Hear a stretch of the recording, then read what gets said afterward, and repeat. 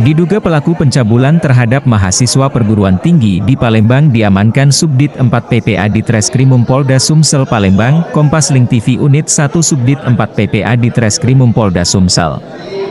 Mengamankan diduga pelaku tersangka KR alias KN merupakan ASN di perguruan tinggi di Palembang atas kasus pencabulan terhadap mahasiswa di salah satu perguruan tinggi di Palembang.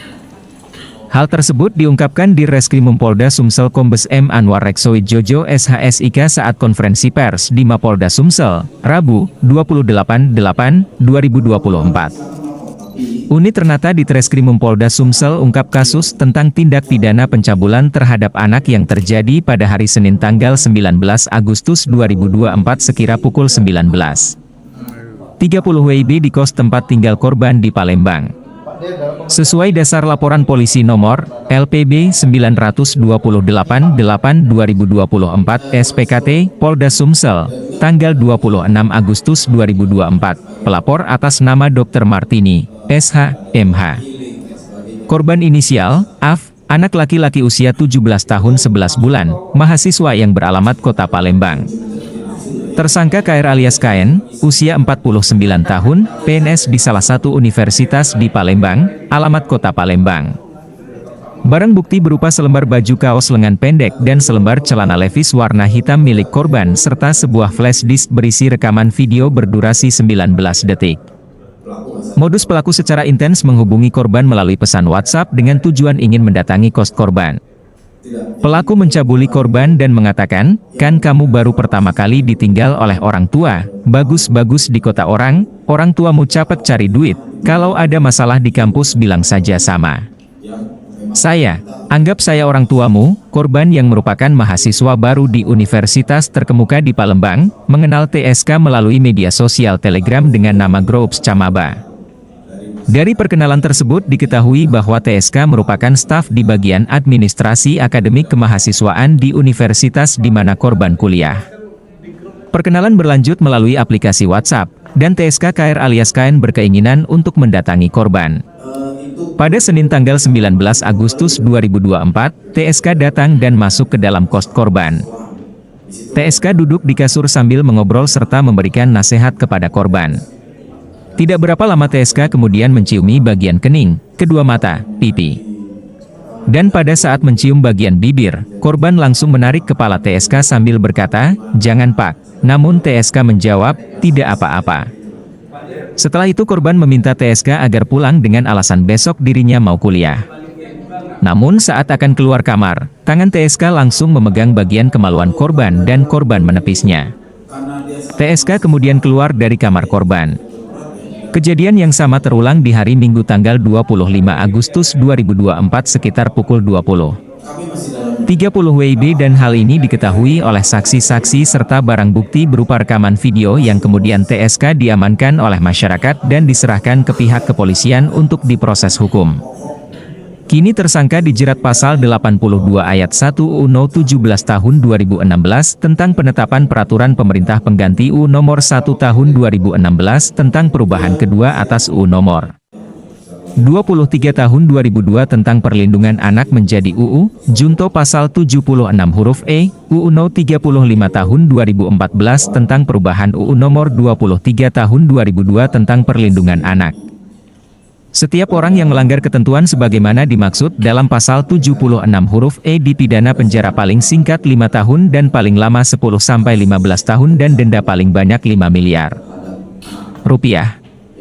Tersangka ditahan di Rutan Polda Sumsel, dan kasus dalam proses penyidikan oleh tim penyidik unit Ternata di Treskrimum Polda Sumsel. Penyidik bekerja secara profesional dan proporsional, segera merampungkan berkas perkaranta serta akan segera mengirimkan kepada JPU. TSK memiliki istri dan 4 orang anak, pungkas Anwar. Reporter Kompas Link TV, Rudi Hartono M melaporkan.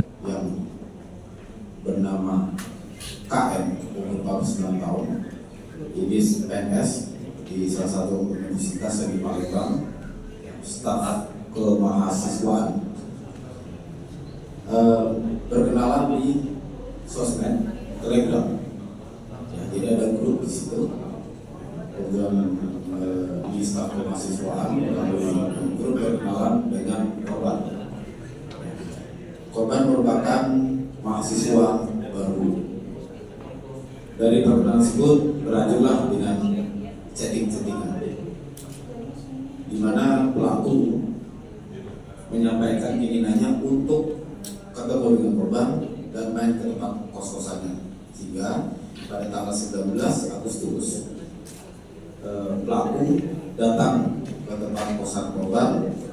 Nah, di sana si pelaku mencium-cium, memeluk, yang sebatasnya selainnya seorang yang sedang jatuh cinta, gitu ya. Kemudian juga oleh korban disampaikan untuk pulang saja karena dengan alasan besok mau kuliah. Sebelum meninggalkan sempat memegang kemaluan, dalam artian bukan kemaluan di keluarga, tapi memegang celana part kemaluannya korban. Pada tanggal 25, pelaku datang lagi ke kosan korban dan melakukan perbuatan pencabulan dengan memeluk dan mencium juga bagian muka dari dan leher dari korban, yang mana di situ pada saat itu ada saksi-saksi yang melihat yang memang diminta oleh korban. Ya, teman-temannya diminta untuk menyaksikan dari terlihat, dan juga ada video yang video tersebut memperlihatkan di mana si pelaku mencium-ciumi leher korban. Ini menjadi alat bukti kita, transaksi, kemudian dengan video tersebut juga mendukung, yang mana saat ini korban sudah kita amankan setelah diserahkan oleh para saksi dan juga masyarakat yang ada di situ. Dengan alat bukti ini kami menetapkan pelaku sebagai tersangka dan kita jerat dengan pasal 82 ayat 1 Undang-Undang 17 tahun 2016 tentang perlindungan anak, ya, yang mana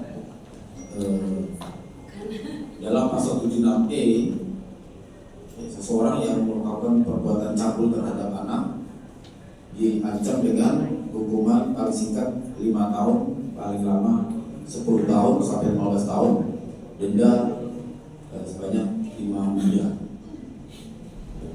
Adapun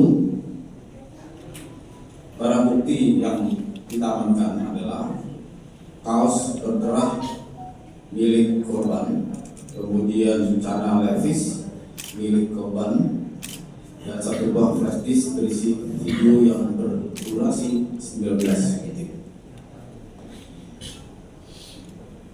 Saat ini korban sudah di dalam, untuk pelaku sudah di dalam tahanan kita, dan saat ini kita sedang melakukan proses pemberkasan yang selesai. Itu saja rekan-rekan, ya, kronologisnya dan juga prosesnya. Mungkin ada yang mau tanyakan? Itu korban.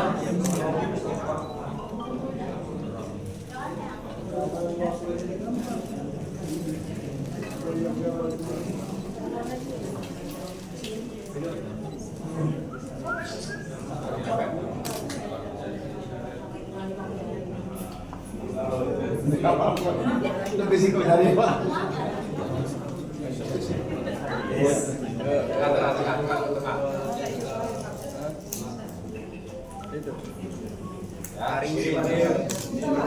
Kanan dulu dong.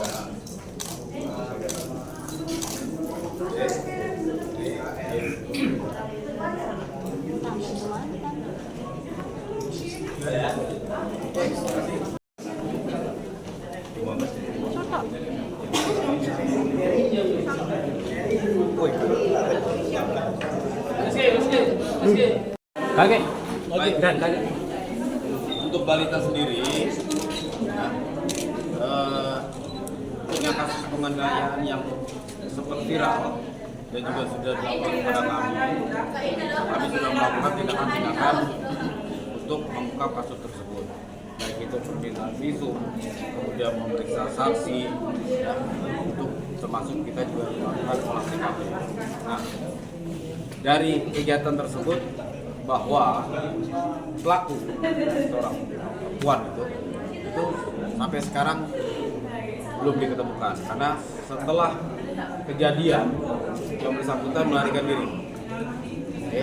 Belum ditemukan. Saat sekarang kita lagi lakukan pencarian.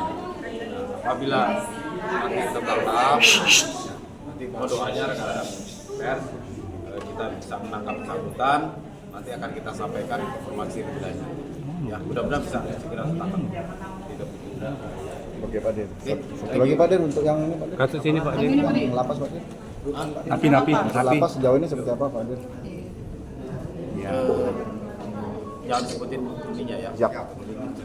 Jadi rekan-rekan terkait dengan laporan adanya kecurigaan napi di lapas di Palembang, Sumatera Selatan, kita sudah melakukan pemeriksaan kurang lebih 15 orang. Sudah ada 5 orang yang dicurigai, tapi belum kita tetapkan menjadi tersangka. Insya Allah sesegera mungkin nanti kita sampaikan perkembangannya, ya, bahwa si korban ini diketahui meninggal oleh keluarganya setelah dilaporkan oleh sipir bahwa korban ada di rumah sakit dan meninggal. Jadi kita sudah lakukan olah TKP, pemeriksaan semuanya, dan juga koordinasi baik dengan pihak lapas.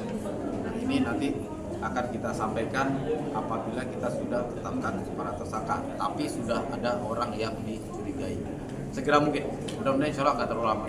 Duga pelaku tersebut teman sekaman atau Gimana? Dicurigai tersebut Dicurigai memang teman satu sel.